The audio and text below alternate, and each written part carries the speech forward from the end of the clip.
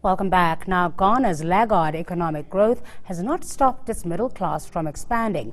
This group of spenders is hungry for the finer things in life. And now, young restaurateurs in Accra are making sure they're well fed.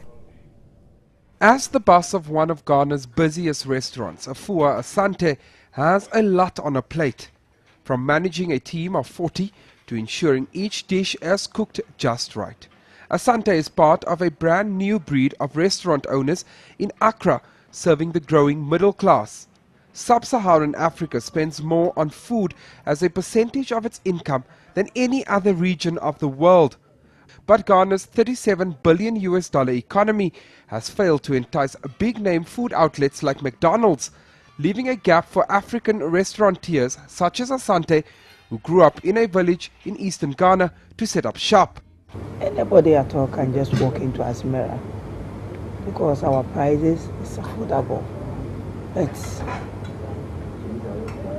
for instance, the presidents, the ambassadors, the top class people, this is where they eat. By 2020, it's estimated that 128 million households will earn $5,000 or more annually. This is up from just 85 million in 2008, according to a report by global management consulting firm McKinsey & Company. The Ivory Coast has launched operations aimed at tackling illegal fishing. Navy patrols also seek to boost maritime security on the Atlantic Ocean. Ivory Coast and the Greater West African region is recognized as one of the richest fishing grounds in the world. It boasts a wide variety of marine life, including snapper, grouper, sardines, mackerel, and shrimp. But the country loses almost $1.5 billion annually to vessels fishing in protected zones or without fishing permits. Ivory Coast has now instituted a new system which it hopes will end the wholesale looting. The difficulty for us was that we could see the boats entering our territory from our satellite monitors, but we did not have the capabilities to apprehend them. But today, not only do we have satellite monitoring kits that can detect illegal fishermen, we also have patrol boats that enable us to go and arrest them.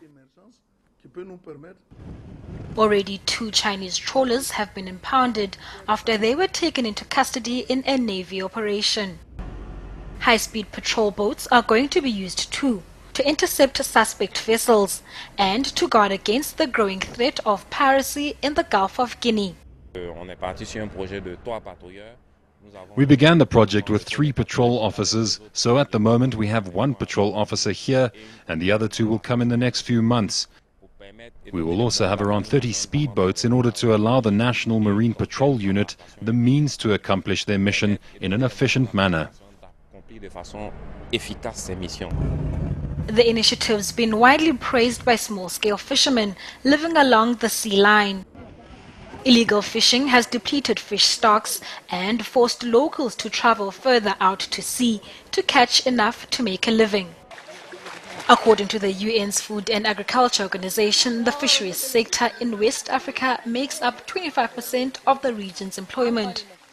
The crackdown is creating renewed hope for many. Is your job or a future job in jeopardy because of your tweets or Facebook posts?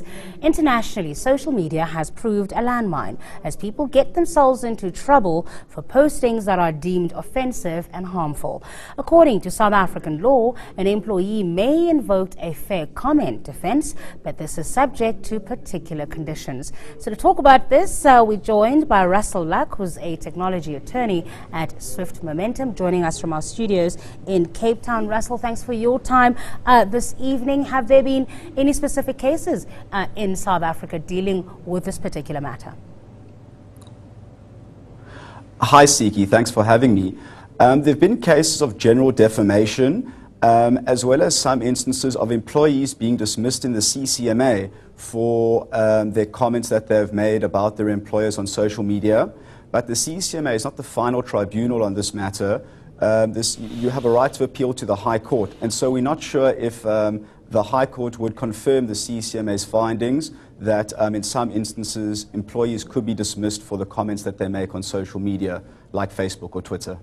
All right, I suppose there's two areas here. The one is where the employee is making disparaging remarks about their employer, and on the other hand, there may be just generally offensive remarks that reflect badly on the employer. Are those dealt with differently?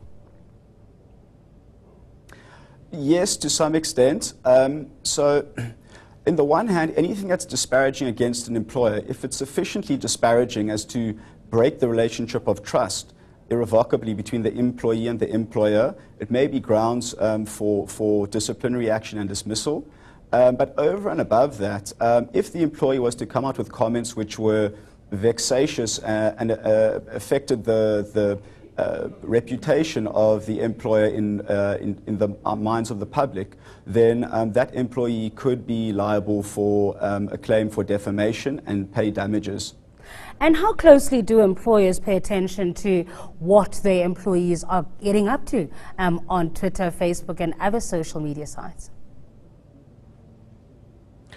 That's an interesting question. I think it varies from case to case, as well as how the employees set their privacy settings. What people don't realize, the comments we make on a computer screen, we feel kind of protected from them, and that's not really real. But if you put something in the public domain and your privacy settings are weak and people can see them, then of course your employer can monitor that and take action against you. All right, and what sort of trouble could one get into? I mean, obviously you're probably facing getting fired, but could there be further sanction? Yes, there could be claims from the employer for defamation, and of course there's reputational loss in general. I think sometimes the things we put out on social media, once they're out there, you can't really delete them. Yeah. Or even if you delete them, there are ways of kind of capturing that sort of information, and they can be very damaging for you down the line. So there are quite a few sanctions. Of course, if it was of a very extreme nature, it could even constitute hate speech, but that's a separate issue altogether. What sort of a defense could one launch if they found themselves in trouble? So once again, we've got to separate the labor issues from the defamation issues. In the labor issues, the employee would have to show that it was a mistake, and depending on the severity of the statements and what was said, the employee might be able to save their job and just receive kind of a warning or some disciplinary action. If, however, their comments are very serious and the employer is pursuing them for damages, then basically the employee has certain defenses. For example, it would have to be truth and in the public benefit. Alternatively, it could be fair comment. The problem with fair comment is one of the requirements is that the comment had to have been made without malice. And very often, there are very few cases in which an employee would make comments about their employer in a public forum that was not malicious.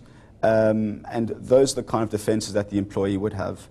And what advice would you give employees about going about their lives on social media? Because it's here to stay. Let's be honest. People love the interactive nature of it and the kind of lives that they've developed now with technology. But what should they do? Is it enough to say the tweets are in my personal capacity, for example, Russell?